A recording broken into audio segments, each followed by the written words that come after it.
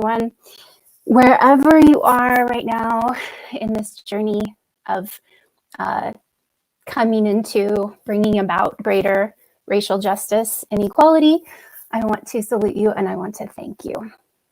So we don't have a whole lot of time, but I do believe that in 20 minutes before we go to the questions, that I can really offer you a way to interact with your home in a magical way and in a powerful way, in a way that's going to make a huge positive difference in your life. So to begin, let's think about this question. Do you love where you live? Do you love where you live right now, exactly as it is? Because that's a really beautiful place to start.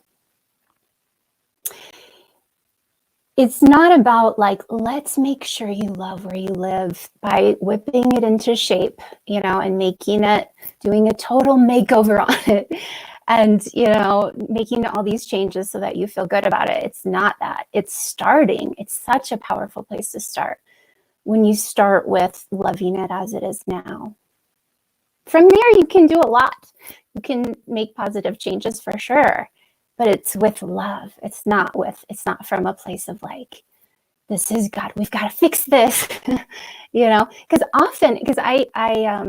you may know, I wrote a book called Magical Housekeeping, came out in 2010 and like forever ago. And before that, during that, I was a feng shui consultant in Los Angeles. And so often when I do presentations, when I would do feng shui consultations, the people that I would be working with or talking to would start out with all their grievances about their house. Well, we really want to move here. And, I really don't like this part about my house. And, and it was, it's such a much more empowering space, just like with our own bodies, with our own selves, to be like, this is where I am now. So how can I love where I am now? It's a way of activating the magical tool that is your house. And it's a way of coming into the present moment, which is such an important aspect of the magical spiritual path, of the spiritual path in general. So I would start this tip alone will make such a positive difference in your life, is to be like, how can I come into an appreciation and love of where I live now? Because, and another thing that this is right in alignment with the same concept is that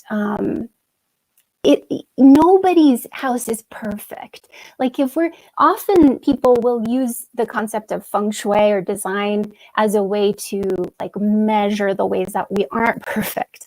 And nobody's house is perfect, but it can be perfect for you now. And it doesn't mean, like, if we decide we want to love where we live now, it doesn't mean that, that means I have to live here forever. That means I'll never get to change this house. It just means like, okay, yeah, maybe it's not perfect. Maybe I want to make some changes. Maybe I'd like to move at some point. And maybe I'd like to make, any number of things, have it be more clean, more clutter-free. And right now, this is where I live. And so like, look at the things you do love about it. So we'll start with that. And then from there, everything else that I talk about, I want it to not be like, now let's look at all the things I'm doing wrong. It's just enhancing that love of where you live. So even just right now, where you're sitting, most of us are sitting at home. Let's come into harmony. Let's set that intention to come into harmony with the sacred space that is your home, that is surrounding you now. The space underneath your home, the space around your home is sacred space. It's nature. From the perspective of the earth, the time that your house has been where it is, that your neighborhood, your city has been where it is not even any time at all. The earth remembers the sacred forest or clearing. That's the energy of that space. So remembering that, acknowledging that wherever you live, beneath you, around you, that's sacred space.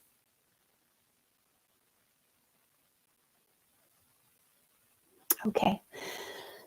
So let's move into now clutter clearing.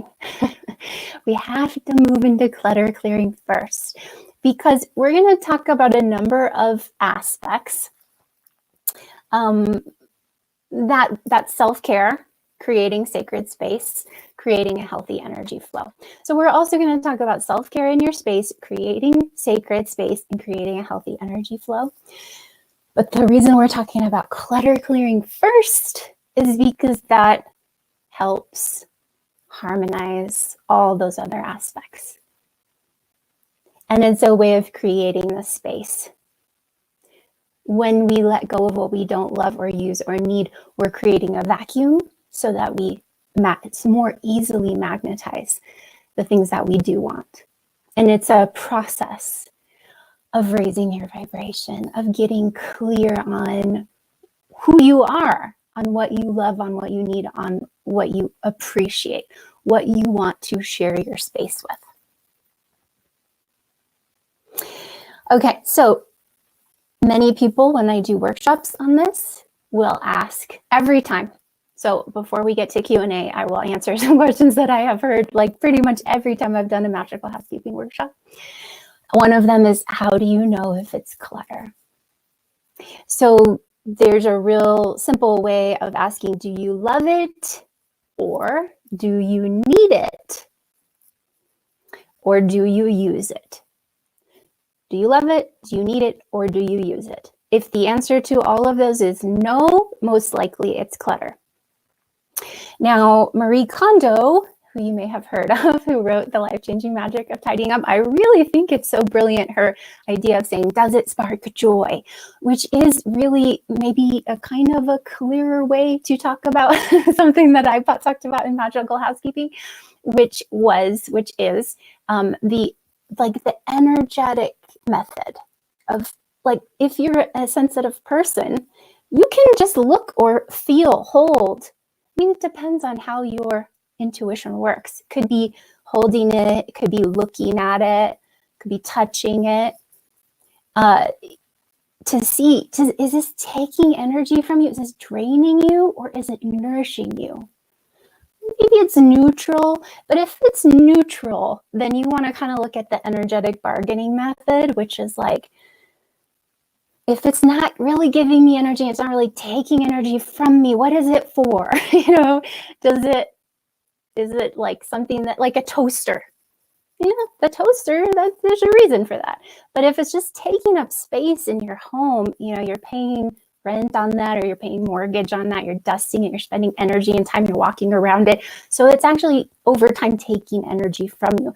So as people who are sensitive to energy, simply by clearing out everything that drains you of energy in your space, you will feel more energized. You will feel clearer. You will feel like you have more time. You will literally have more time. I don't know why. I mean, we could say that it's because you will be spending less time cleaning or looking for things, but it goes beyond that. There's something transcendent, there's something magical that happens to time when you clear clutter from your space. And this includes, you know, this doesn't mean that we're going to take all the clutter and put it in your dad's basement. That's still connected to you with a cord of energy. If it's in storage, if it's in your car, if it's at work, wherever it is, energetically, if you own it, you have a relationship with it, you're connected to it with a cord of energy. So you want to make sure that you are being nourished by everything you own instead of being drained by it. Okay, so now before we move on to the next bit of information, perspective, there's a question that many of you, I'm sure, are thinking, because this is another question I have gotten at, I think, every magical housekeeping presentation I've done, which is, what do you do when your partner has clutter and you don't? So in that situation, and I promise I'll move on from clutter right after this, in that situation, what you do is you clear your own clutter. Do you have any clutter? Instead of focusing on the huge closet full or room full or garage full of clutter that your partner has, focus on the drawer, the medicine cabinet, the refrigerator, the glove compartment of clutter that you have. So only once you have cleared every single bit of clutter that is yours, are you allowed, this is my rule, to complain about your partner's clutter. And so just focus on that. If that's a question you have, just focus on that. It's really interesting to see what happens when you do that. Quite often your partner will just naturally want to clear clutter on his or her own, on their own. But that's not the point. The point is to focus on what you can do, because it's not just like, the reason why the partner often clears clutter is also because you're just getting energy moving in your space. Any amount that you can get moving. That's why starting with what's easy is good too, instead of like, oh, I have a whole garage full, like being like, okay, well, let me just focus for now on this drawer and not think about the garage. Like any little tiny bit of energy that you free up, you're freeing up stuck energy, you receive energy. It comes flowing back to you. So you're getting that focus on the big picture of getting unstuck one piece at a time, rather than, controlling the partner's huge clutter problem. Okay. Next, let's talk about self-care. So obviously all of this, the clutter clearing, is also self-care. Another way to promote self-care in this space, which is so important for all of us right now, with this huge transition of energy that our culture, our world is going through, an important way to look at self-care in your space is to look at imagery. Look at all the imagery in your artwork, also in your photos that you're displaying, and tune in and see, like, if it's artwork, say to yourself, what is the story? If I had to tell a story about this artwork, what's happening in it? What would it be?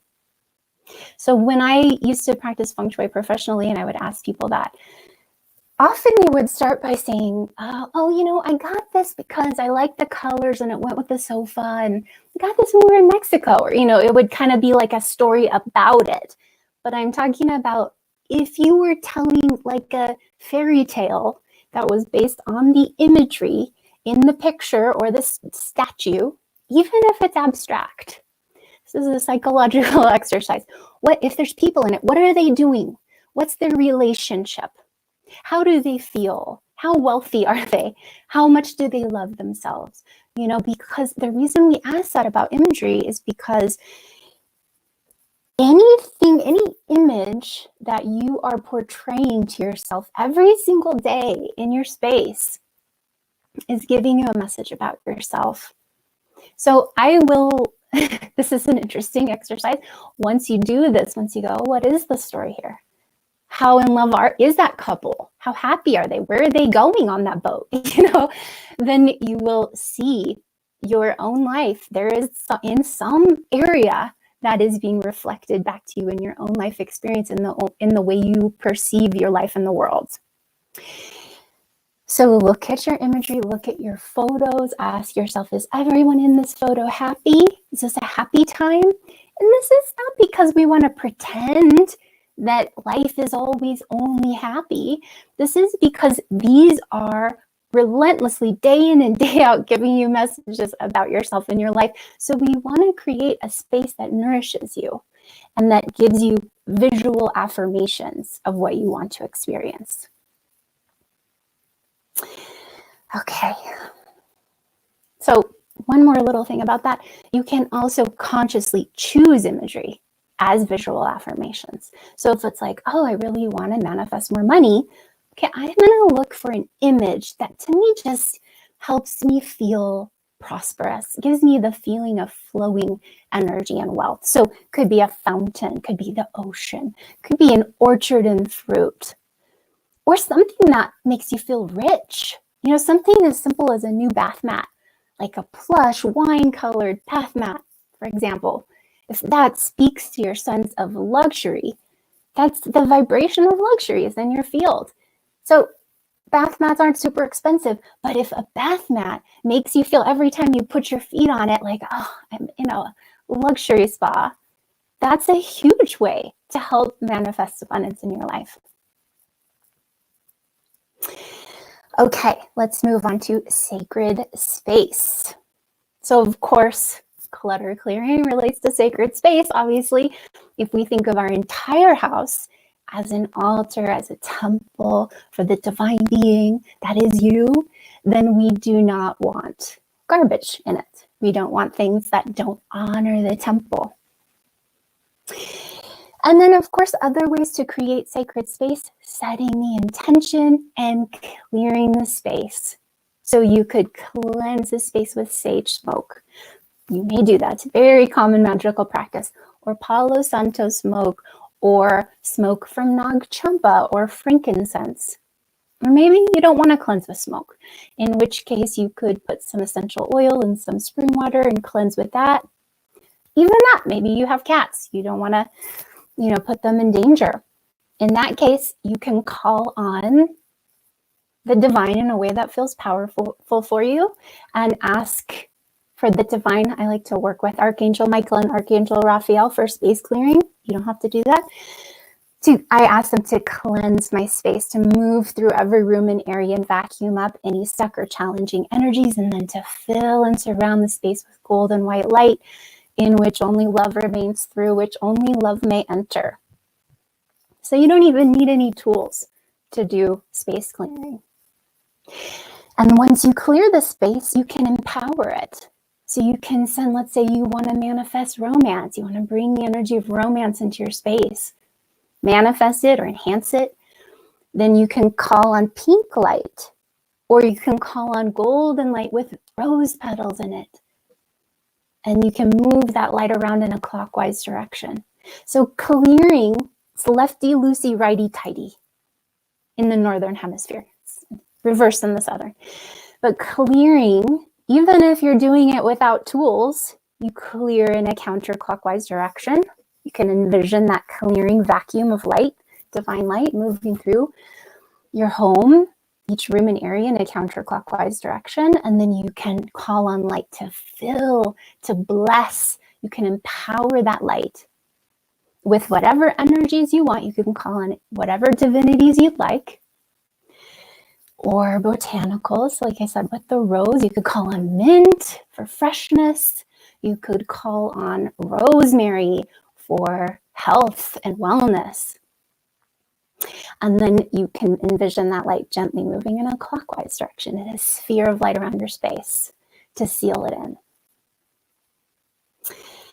And that's protective too. So you can also ask for that protective light to completely protect your home. You could even call on divine energy to surround your home and project positive energy inward and to neutralize negative energy. Or, reflect it. Okay, so let's talk about energy flow. We have just a couple more minutes before the questions. And of course, clutter clearing helps with energy flow because it removes stuck energy. It helps the energy move in a buoyant way.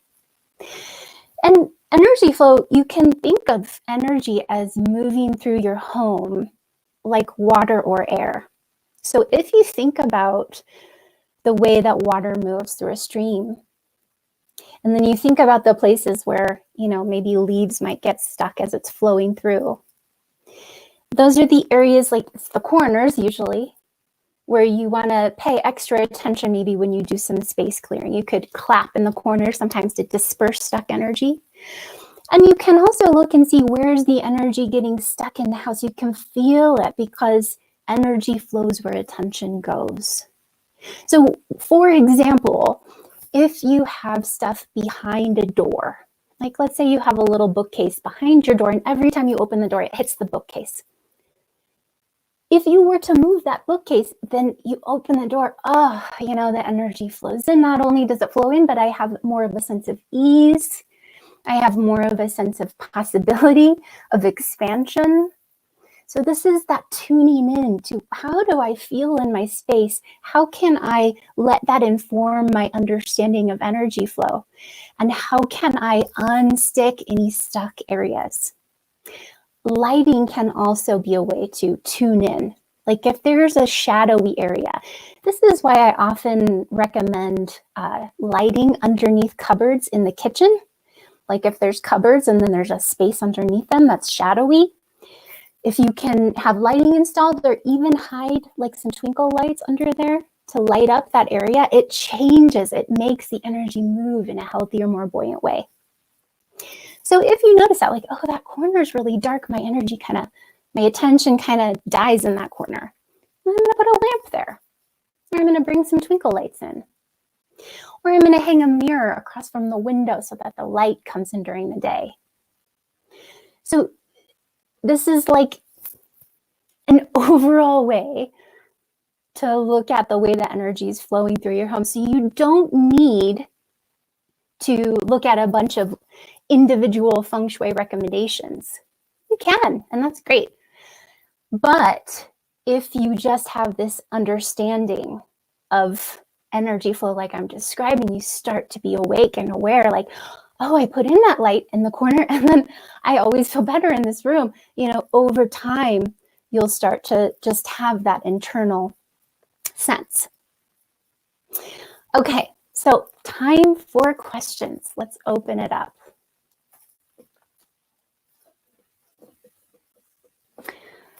So I'll keep an eye here.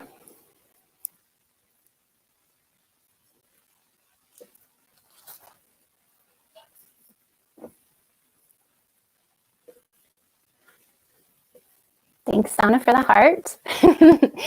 Oh, you're welcome, Dina. So yeah, if you guys have any questions about feng shui, let me know. Erin, I'm so glad you were here. Thank you. Thank you guys so much for being here.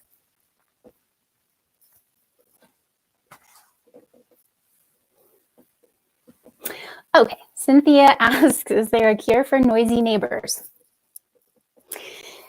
This is something that I know about firsthand as a longtime renter.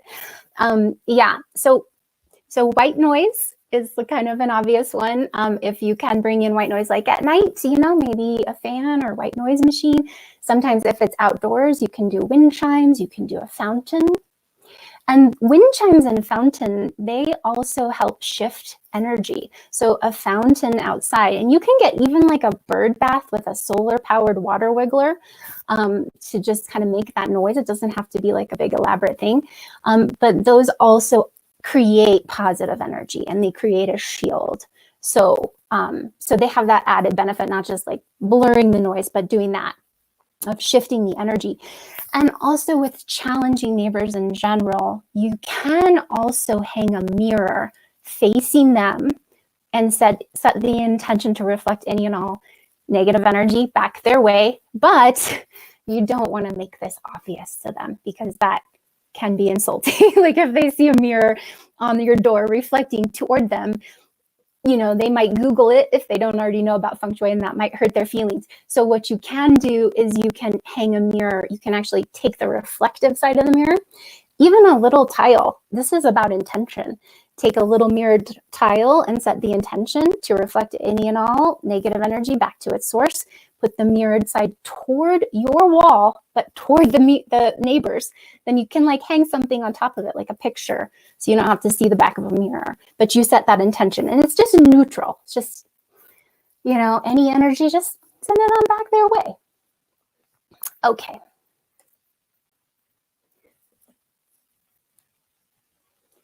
So, oh man, there were a lot of questions while I was talking. Let's see.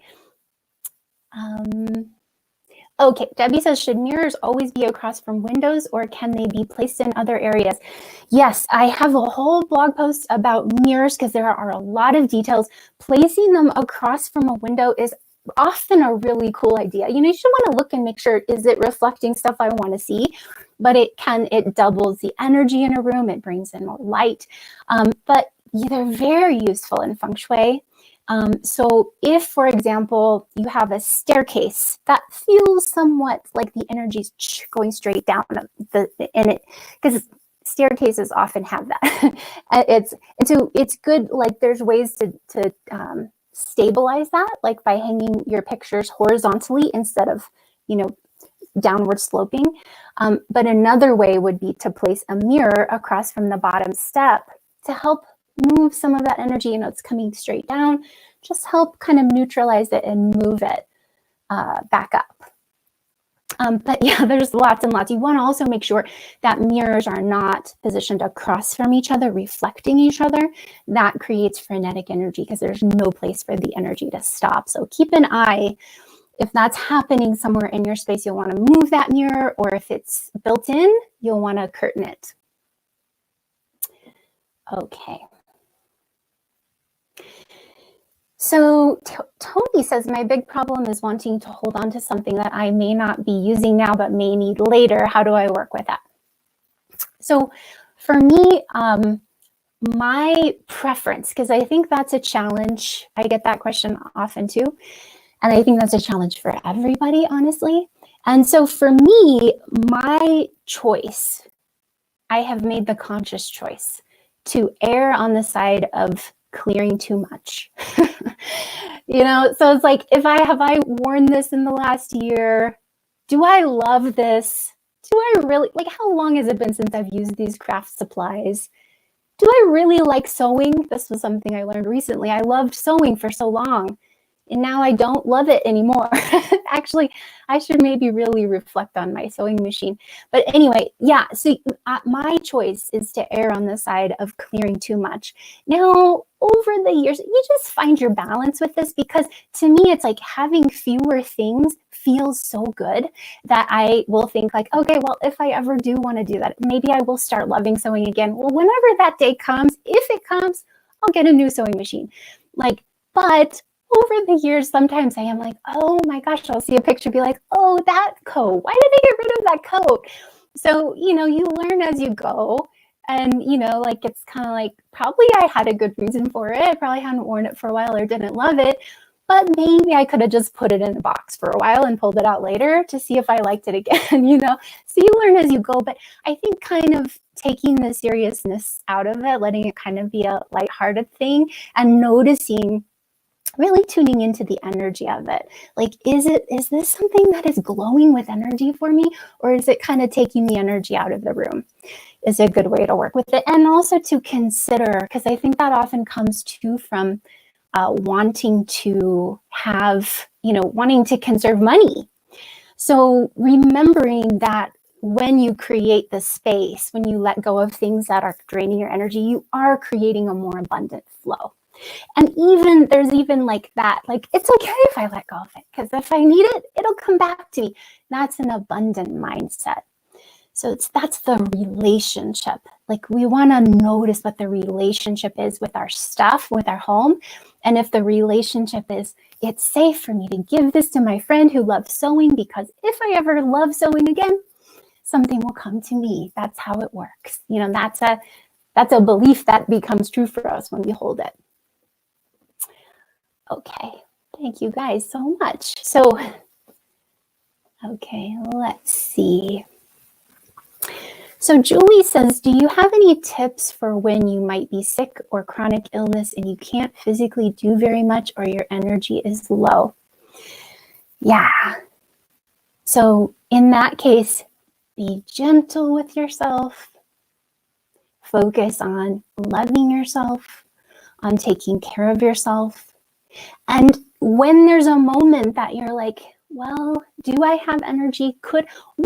I would ask yourself, what energy do I have?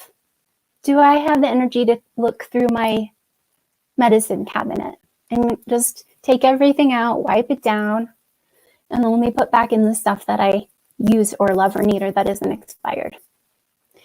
And if the answer is no, then don't, rest. Maybe think, oh, but if I open this window, if I bring in some fresh flowers, You know, if I sit out on my patio, then I will feel like I'm loving myself and taking care of myself. It's always just meeting yourself where you are. I will say that even though I'm generally pretty healthy. When if there's a day where I feel low energy or I feel depressed, I feel like, oh, I just want to lay in bed all day. When I do often, like sometimes it's good to lay in bed all day if you're really tired or you need rest. But often I will think, I have a feeling that if I clean one drawer, I'm going to want to clean another drawer and it's going to shift my energy. And it often does.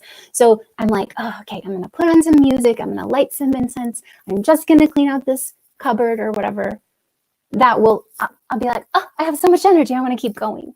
So it's interesting just to be aware of where you are. But sometimes, often, especially if you have chronic illness, you will not want to clear clutter. So I wouldn't beat yourself up for that about clearing clutter or decorating or whatever. It's not necessarily a priority as long as you're tuning into what can I do, what will nourish me. Okay, guys, thank you so much. This has been a delight. I am a minute over. So thank you again, Llewellyn. And I'm looking forward to the next one. Thanks, guys.